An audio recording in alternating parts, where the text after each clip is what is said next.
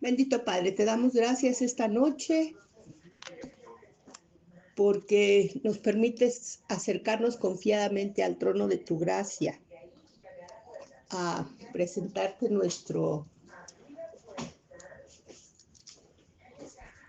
amor, nuestra entrega, nuestro compromiso al estar aquí buscando tu presencia y tu sabiduría, Señor. Nos entregamos a la dirección de tu Santo Espíritu. Confiamos en que tú nos guiarás, Señor, a todo lo que nos es necesario en nuestra vida, porque tú nos capacitas, tú nos perfeccionas. Nuestro deseo, nuestra petición esta noche es que queremos ser cada vez más semejantes a tu precioso Hijo Jesucristo. Para eso necesitamos que obres profundamente en nosotros y por eso nos entregamos, Señor, a ese trabajo en tus manos, confiadamente. Te lo pedimos y te lo rogamos todo con acción de gracias en el nombre de Cristo Jesús. Amén. Bueno, quiero comentarles. Hoy vamos a ver varios puntos, algo de información que a muchos de nosotros, a mí me ha sido de gran ayuda en mis estudios, en mi lectura de la Biblia. Y es que les voy a compartir algunos principios de interpretación bíblica. Los que ya tenemos más tiempo en el Señor, posiblemente ya mucho de este conocimiento ya lo tengamos, pero espero que les sirva de repaso. Y para aquellos que lo escuchen por primera vez, lo consideren como una útil herramienta siempre que leamos la palabra. Yo creo que muchos principios de la interpretación, muchas cosas que son una imagen, que son un símbolo, que tienen un paralelo terrenal con el espiritual. Podríamos ignorarlos, pero no este primer principio que les voy a comentar, que es que en toda lectura que hagamos, en todo estudio de la Biblia, en toda búsqueda de comunión con Dios a través de su palabra, tenemos que tener presentes 3 aspectos a buscar, a encontrar, a ubicar en cualquier porción bíblica. Esto es el mensaje histórico. Si una porción de la Escritura nos dice que Jesús caminó a orillas del río en Israel, eso sucedió tal y como ahí lo explica. Que si dice que el pueblo de Israel atravesó por tal poblado y se detuvo en tal lugar, eso es tal y como ahí se explica. Ese es el mensaje histórico. En respaldo a esto he de decir que muchos arqueólogos siguen señas de la Biblia para encontrar lugares que a la hora de buscarlos confirman la descripción y la ubicación que la Biblia había dado de ellos. El otro mensaje que es importantísimo y que en ninguna forma lo podemos dejar pasar es que todo pasaje bíblico es cristocéntrico, o sea, Jesucristo está en el centro de toda lectura, de toda enseñanza, de toda predicación, de toda palabra. Siempre debemos de encontrar en cualquier porción a Jesús. A veces Jesús va a estar representado en el Cordero, a veces Jesús va a estar representado en el Rey, a veces Jesús va a estar presentado en el vencedor, en el que arrebata, que gana, pero siempre vamos a encontrar a Cristo Jesús en cualquier lectura que hagamos. Y el otro aspecto que siempre debemos de buscar es el personal. Toda porción de la Biblia está hablando de mí. Y yo me tengo que encontrar en la porción que yo lea y ubicarme quién soy. A veces podré ser el rey, a veces podré ser el mendigo, a veces podré ser el asno, pero ahí me tengo que encontrar.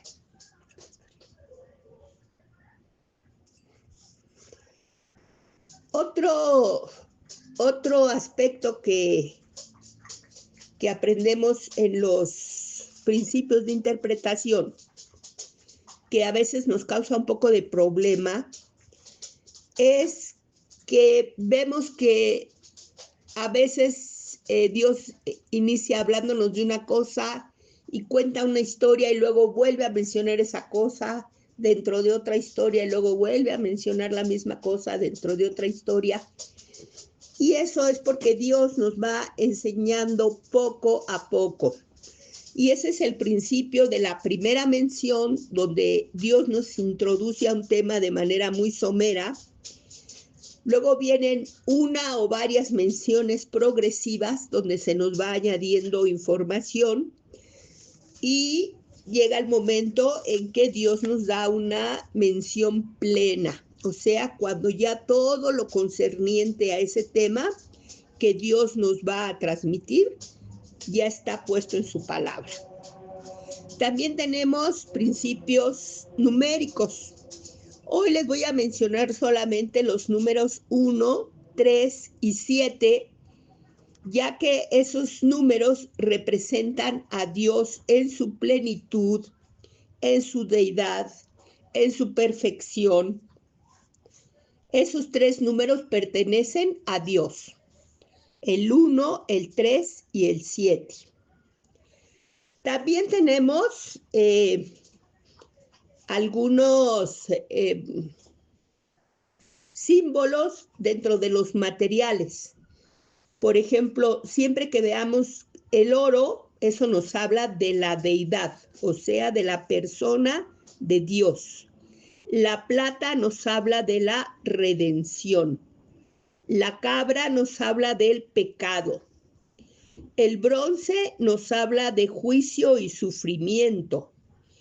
La madera nos habla de humanidad. También se nos mencionan los colores con su significado, y tendríamos, por ejemplo, que el color azul se refiere a todo lo celestial, a todo lo que proviene del cielo. El púrpura se refiere a todo lo real, a la realeza, al rey. El escarlata tiene que ver con la salvación, pues es representativo de la sangre de Cristo que fue entregada para nuestra salvación. Y el blanco nos habla de un hombre perfecto. Así vemos que a lo largo de la Biblia vamos a ir encontrando muchas descripciones de cosas con materiales, con piedras, con metales, con diversos elementos, y nos ayuda el ir sabiendo qué significado tienen para alcanzar a extractar de esa porción su enseñanza. Estos colores que yo les mencioné, el azul, el púrpura, el escarlata y el blanco, en la Biblia tienen sus equivalentes también en los 4 evangelios. Así, el color azul equivale al Evangelio de Juan, que nos habla, como azul es lo celestial, de Jesús como el Hijo de Dios. El púrpura en Mateo, que como púrpura es real, nos habla de Jesús como el Rey. El escarlata, que tiene que ver con la sangre de la salvación, corresponde a Lucas y nos habla de Jesús como el Salvador. Y el blanco, que representa a Marcos, al Evangelio de Marcos, nos habla de Jesús como el hombre perfecto. Ahora bien, una vez que tenemos estos antecedentes de algunos materiales, el tema que vamos a tratar hoy, aunque muy superficialmente, como siempre les digo, es solamente una invitación para que ustedes se internen más en la palabra, es el tabernáculo. El tabernáculo es una enseñanza que en alguna ocasión que la hicimos en la congregación le dedicamos más de 14 o 15 semanas, porque es muy profundo y todavía pudimos haber profundizado mucho más tiempo y ser un tema que nunca se termina porque siempre tiene cosas, tesoros de sabiduría para nosotros. Hoy lo vamos a ver de forma muy superficial y específicamente a una parte mínima del tabernáculo, como es el atrio. Vamos a empezar declarando que esto es importante porque nosotros, la Biblia nos dice, nos habla que somos un tabernáculo para Dios, porque el motivo de que Dios diera las instrucciones para hacer un tabernáculo era para que el hombre preparara un lugar donde Dios morara en medio de su pueblo. Así, este tabernáculo se encontraba a los 4 puntos cardinales, escoltado por las tribus de Israel, 3 tribus en cada uno de los puntos cardinales. También esto era porque Dios deseaba tener comunión con el pueblo, estar en contacto con él. Y así nosotros, como su lugar de morada actual, también tenemos una semejanza con el tabernáculo. Para que nosotros, los que no lo han estudiado muy profundamente, tengamos una idea un poco más clara, la forma del tabernáculo la siguieron por mucho tiempo las iglesias católicas.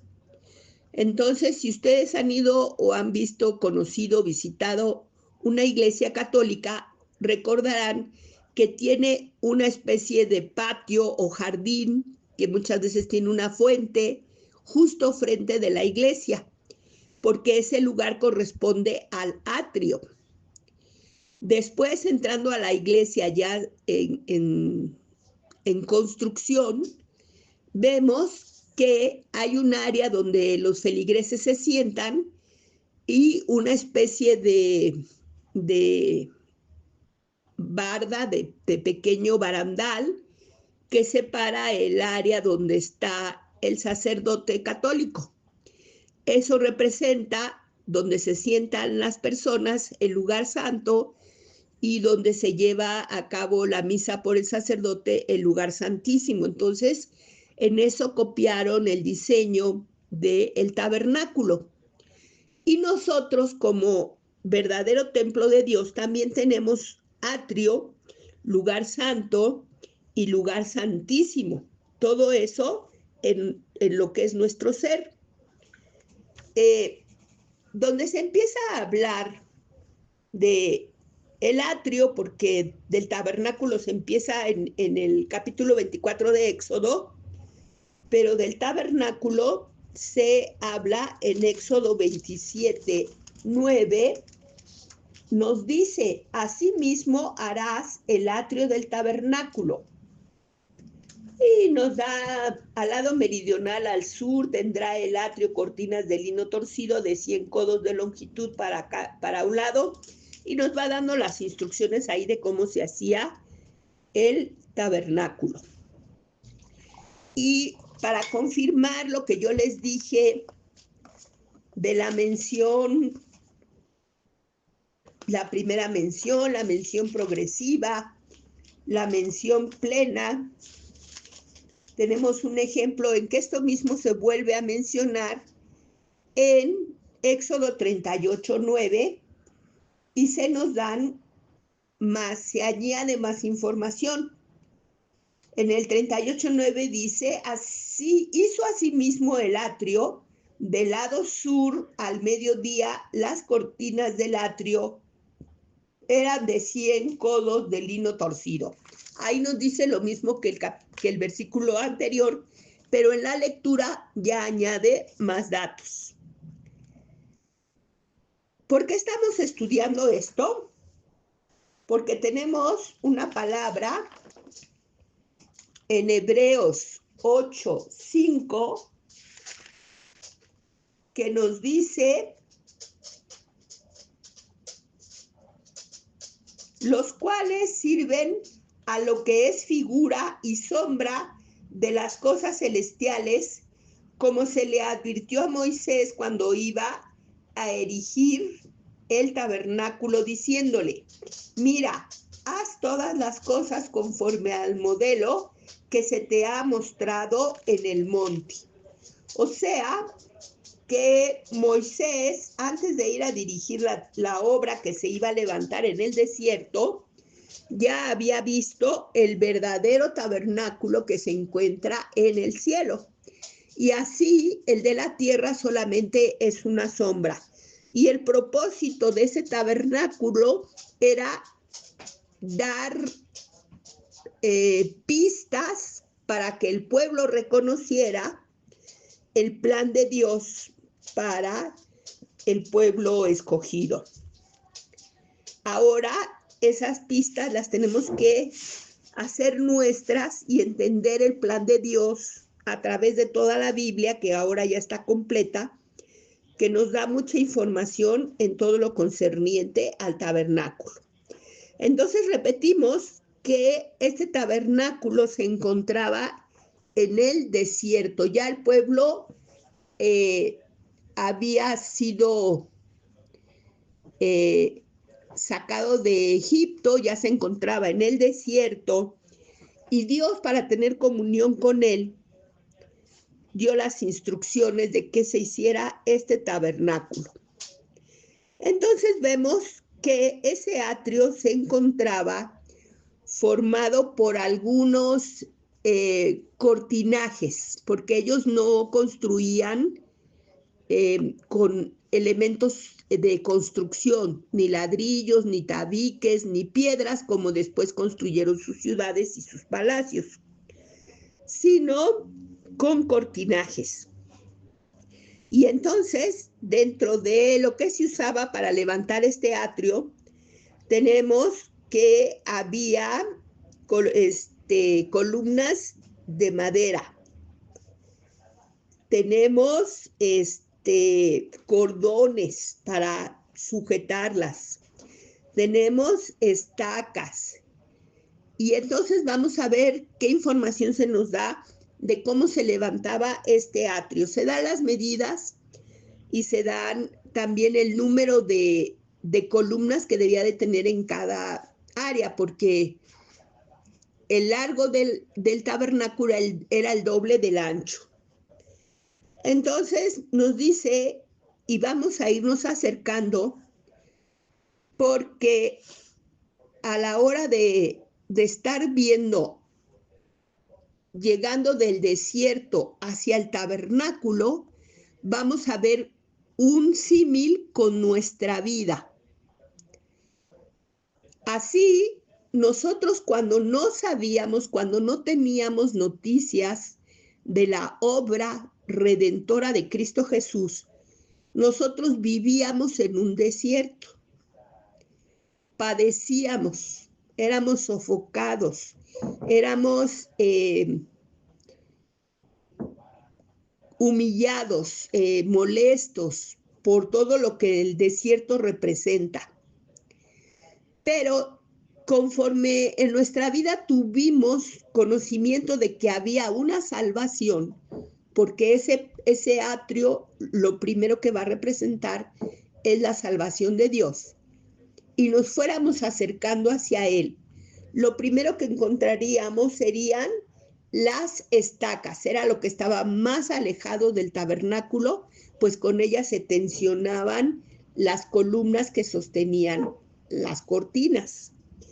Entonces, estas estacas eran de bronce. Vimos que el bronce significa juicio. El juicio viene cuando nos hemos apartado de la palabra de Dios y de sus planes y de su voluntad. Así nosotros, para acercarnos a Dios, de las primeras cosas que tenemos que entender es que nos hemos apartado, que nuestra vida ha sido apartada de Dios.